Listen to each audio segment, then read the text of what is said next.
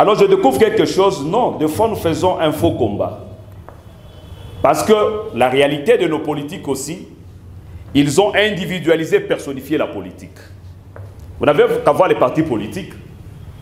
Il suffit que celui qui a initié le parti politique disparaisse et le parti le suit. J'ai dit, ah, c'est là où commence le problème. Des fois, nous cherchons des solutions ailleurs. Je me suis dit, le Congo est un grand camion en panne, dont le problème se situe au niveau du moteur. Mais nous nous mettons chaque jour qu'à changer de chauffeur. C'est-à-dire, au Congo, même si vous amenez n'importe quel chauffeur, tant que le problème se situe encore au niveau du moteur, le camion ne démarrera jamais, ou tout comme il peut démarrer, mais pour ne pas se déplacer. Alors, nous sommes allés à dénicher les deux causes principales qui font en sorte que nous sommes en train de stagner. La cause capitale, c'est la crise d'hommes d'État. Le Congo souffre de déficit ou de cette crise d'hommes d'État. Les politiciens, il y en a plein. N'importe qui peut être politicien aujourd'hui. On l'a vu au Congo. Les gens qui ont oublié leurs vaches. Tous les bouviers sont en politique aujourd'hui. Est-ce que la politique est une sphère donnée à tout le monde? Je pense que la réponse est non. Parce que les gens confondent la politique pensant qu'en politique on va s'enrichir. Mais pourtant la politique est une sphère d'abnégation. C'est une sphère de sacrifice. La politique est un apostolat. Donc quand tu te lances en politique, c'est-à-dire je me sacrifie pour les autres. Mais malheureusement au Congo, quand on entre en politique, c'est pour s'enrichir. Voilà la destruction mentale du peuple congolais. Le deuxième élément, c'est le système politique congolais. Nous n'avons jamais eu un système politique propre à nous, conçu par nous. Tout est importé. Vous venez au pouvoir, on vous donne une ligne de conduite à suivre dans l'impérialisme. Et surtout, avec le temps de la dictature, c'est un système qui est parti jusqu'aujourd'hui, où on a assis la bourgeoisie comprador. C'est-à-dire, vous travaillez dans votre pays, mais vous investissez à l'extérieur pour enrichir les autres États. Mais chez vous, votre peuple reste pauvre, votre pays s'enfonce et s'effondre petit à petit. Voilà que d'une manière générale, quand on regarde l'Afrique, nous avons presque la même situation en Afrique. Tout est conçu à l'extérieur et nous nous gobons en disant que ce sont des systèmes politiques. De manière terre à terre, le système politique, c'est cet assemblage, cette approche des multisystèmes que nous avons dans un pays, dans plusieurs secteurs et plusieurs domaines, pour lesquels on attribue une ligne de conduite afin qu'on atteigne certains résultats.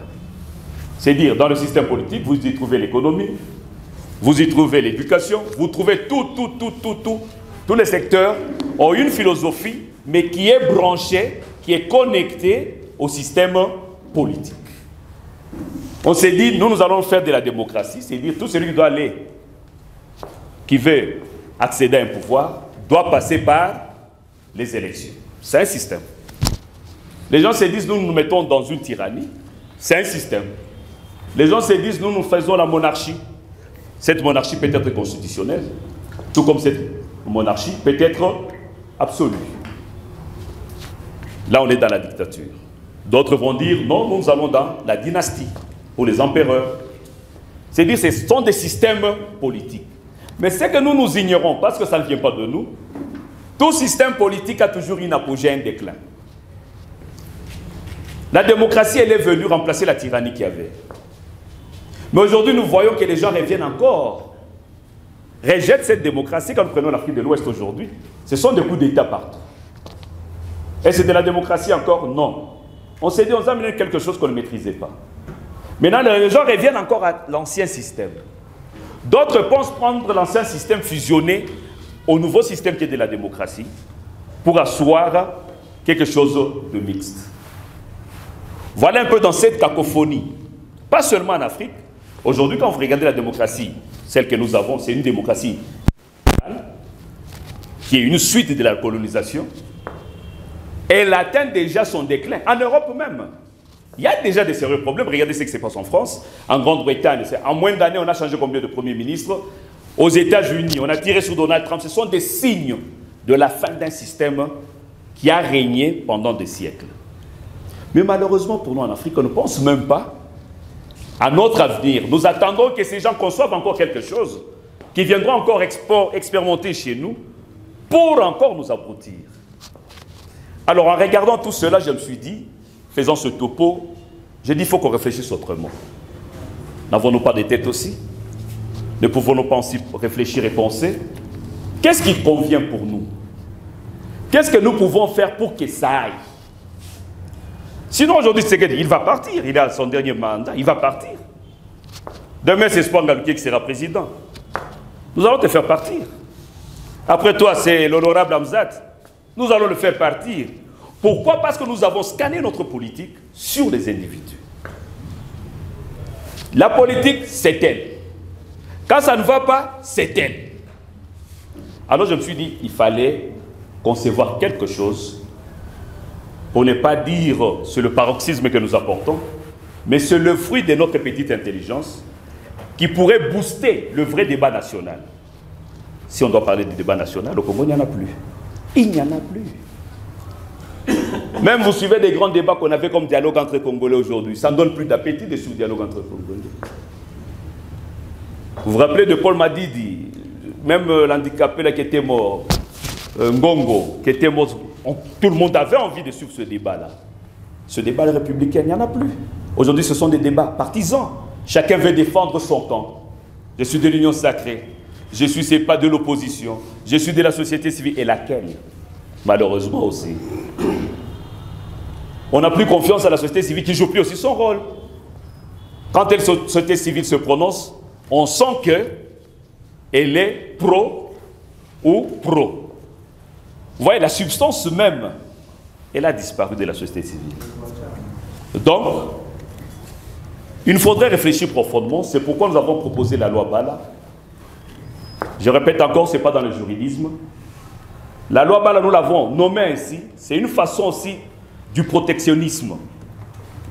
Il faut protéger son œuvre.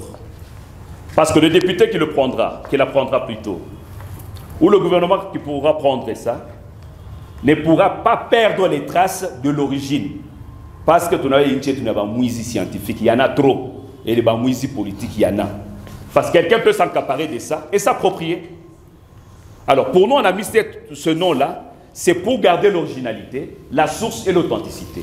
C'est-à-dire quiconque pourra l'utiliser devra reconnaître la source et les droits d'auteur s'imposent.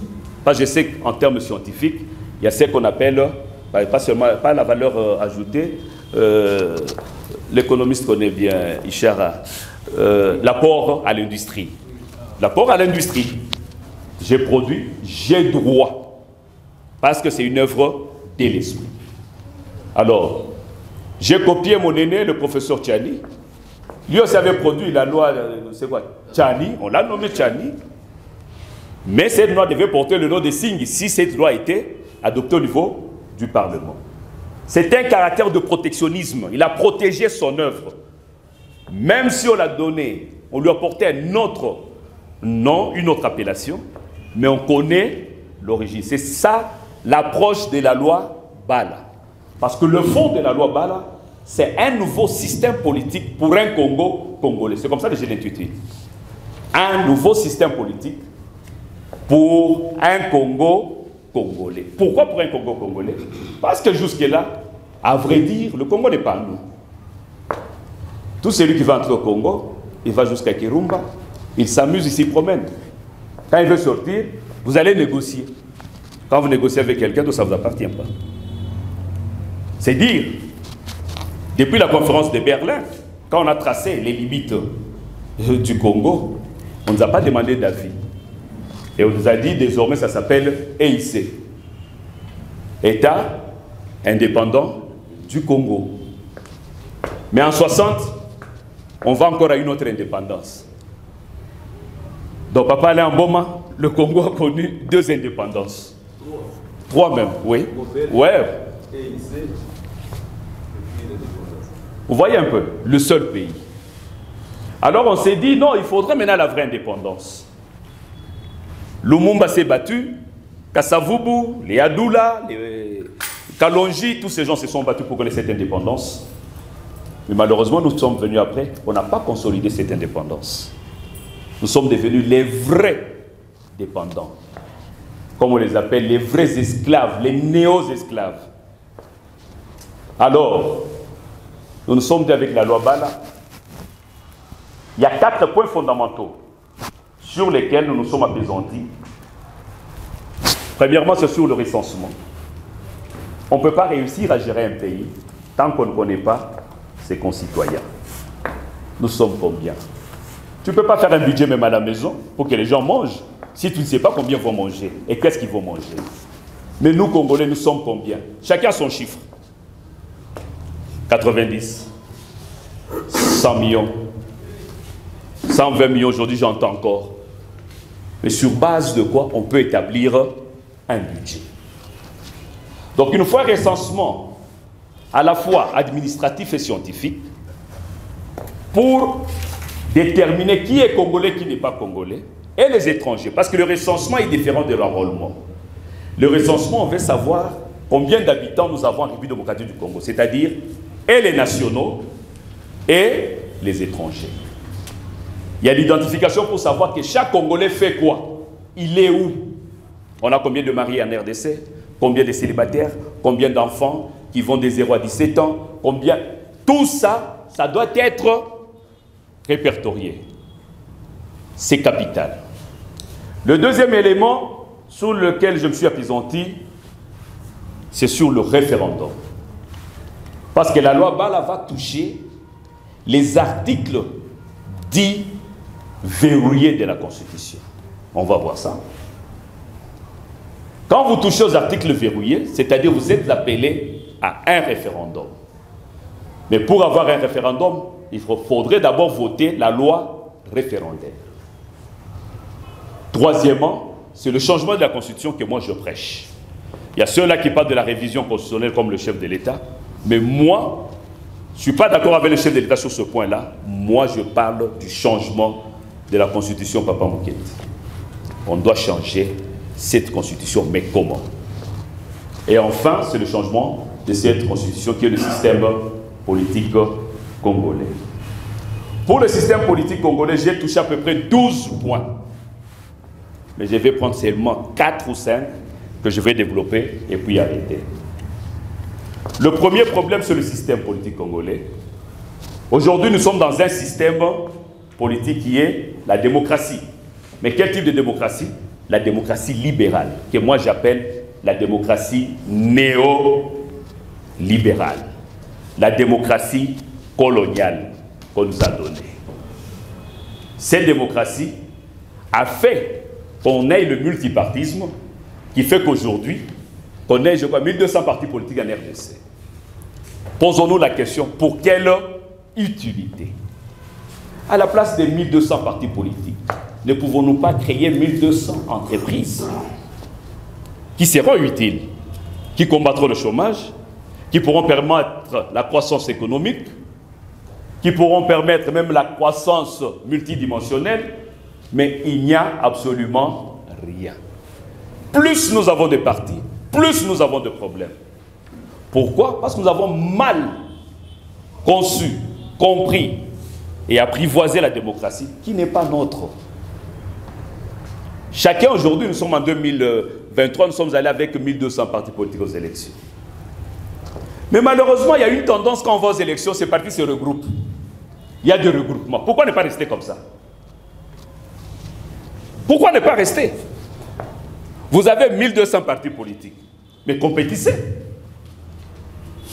Ah bon, donc chacun crée un parti politique, pas pour des fins de la République, mais pour des fins propres. La conséquence automatique émanant de ces partis, c'est que lors de l'alignement des listes électorales, c'est moi qui suis candidat, ma femme qui est première suppléante, ma fille aînée qui est deuxième suppléante. Là, je suis à la députation nationale.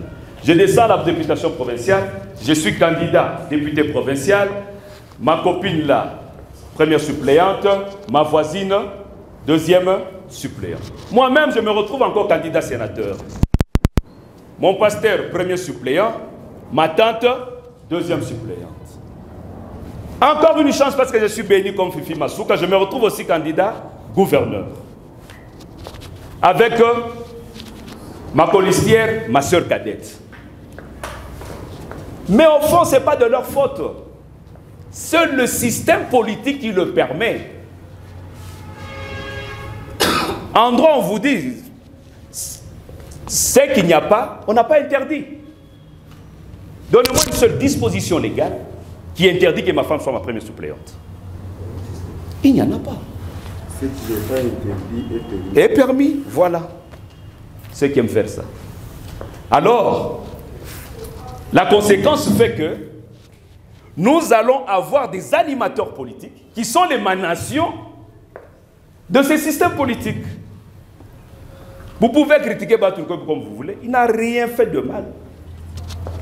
Il a par contre scrupuleusement respecté la Constitution. Montrez-moi, quelle est l'infraction commise? Quelle est la faute commise? Aucune. Son péché, c'est d'avoir respecté la Constitution comme Mama Fifi Masuka et les autres. Donc le système politique est à la base de ce blocage, de cette détérioration de notre propre société. Si le système politique est adapté à un style d'émergence et de développement, en ce moment-là, nous aurons des animateurs à la hauteur, tel que je vais le proposer ici. C'est pourquoi moi, au lieu du système politique qui est la démocratie libérale, Dr Patrick Bala vous propose la démocratie populaire ouverte. Parce que nous avons deux types de démocratie. La démocratie libérale et la démocratie populaire. Mais dans la démocratie populaire, il y a le parti unique. Le cas de la Chine, le cas de Mobutu qu'on avait ici. Il y avait des élections ici, non? Avec Mobutu. Mais il y avait un parti unique. Mais moi, quand j'ai dit la démocratie populaire ouverte, je me dis, on ne reste pas avec un parti politique, que la notion de parti politique disparaisse, qu'on entre dans ce que j'appelle le courant politique. Le courant politique va rassembler tous les partis qui ont la même idéologie.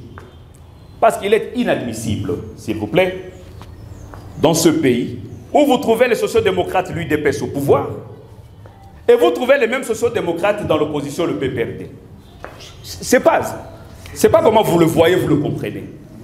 Comment vous pouvez partager la même idéologie, mais certains se retrouvent au pouvoir, et certains se retrouvent dans l'opposition. C'est la même idéologie, c'est combat.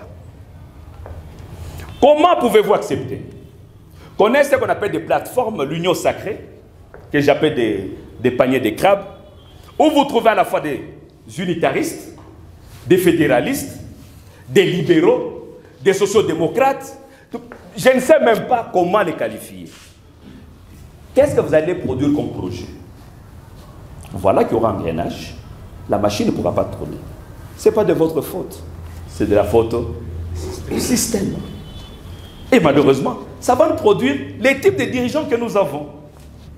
Moi, je suis convaincu que je suis de sociodémocrate, mais je vais me marier politiquement avec un libéral. Tout est loin. Lui a sa vision en tant que libéral, généralement de droite. Un sociodémocrate, c'est la gauche. Où est-ce qu'on va se retrouver? On n'a même pas des approches des centristes.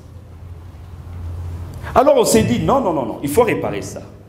Si on met les courants politiques au lieu des partis politiques, vous tous qui êtes sociodémocrates ensemble, en ce moment-là, vous mettez un système de présidium pour ne pas avoir un seul individu, pour éviter l'individualisation et la personnalisation des mouvements politiques. Tous les sociodémocrates, mettez-vous ensemble. Telle année, l'autre dirige, telle autre année, l'autre dirige, parce que c'est l'intérêt de la République, ce n'est pas votre intérêt. On va voir si vous allez accepter. Johnson refuse déjà. Donc vous voyez un peu ça. Je sais que ce que nous avons lancé, c'est déjà un grand combat. Alors, vous trouvez ces gens-là réunis comme ça, dans des structures qui sont improductives. Alors, nous proposons les courants politiques Comme solution, ça c'est la première alternative au sein des courants politiques, on peut fusionner. Tout comme on peut les mettre ensemble. Mais à l'extrême, le président de la République a les prérogatives de dissoudre les partis politiques. Il a ses prérogatives, ce sont des faits privés. Mobutu l'a fait, Mouzé l'a fait.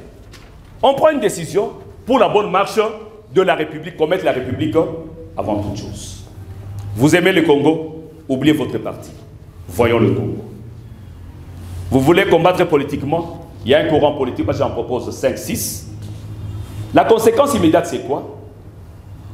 Avant que j'aie la conséquence, j'ai introduit la notion des primaires au sein des courants politiques. Vous avez un courant politique avec les primaires. Docteur Patrick Bala, vous voulez être candidat député national? Postulez dans votre courant. Battez-vous entre vous. Soyez les meilleurs parmi les meilleurs. Dans votre courant.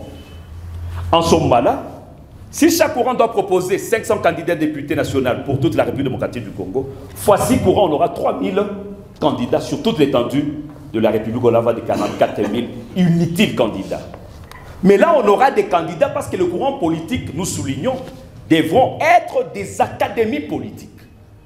Donc, quand tu entres dans un courant politique, tu entres dans une école.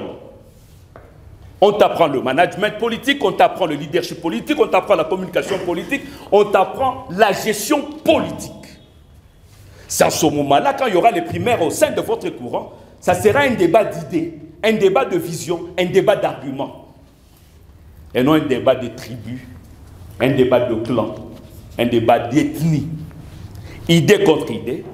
Vous avez gagné parmi les 500. En ce moment-là, vous allez rencontrer les 500 autres des autres courants politiques. En ce moment-là, les 3000 qui vont compétir sur toute l'étendue de la République seront les meilleurs de la République. C'est la question de la méritocratie. On aura des gens qui auront combattu dès le bas des échelles pour être des meilleurs candidats. Et quand ils compétissent, tu auras même l'appétit et l'envie de suivre quelqu'un en train de débattre, que ce soit à la radio, à la télévision ou en cours de route. Quand il parle, vous sentez les idées.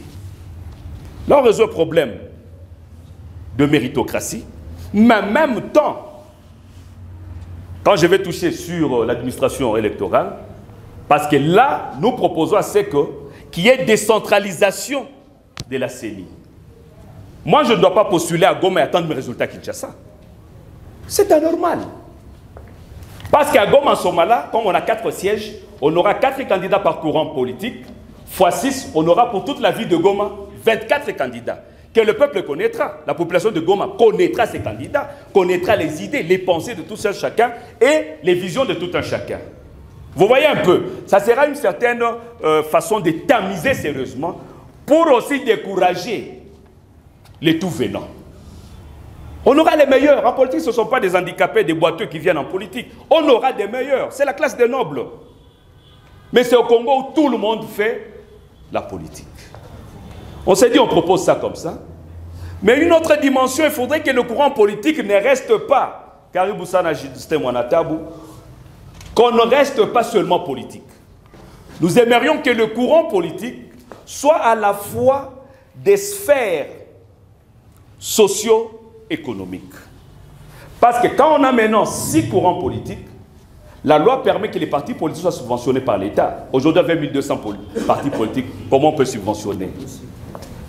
C'est difficile.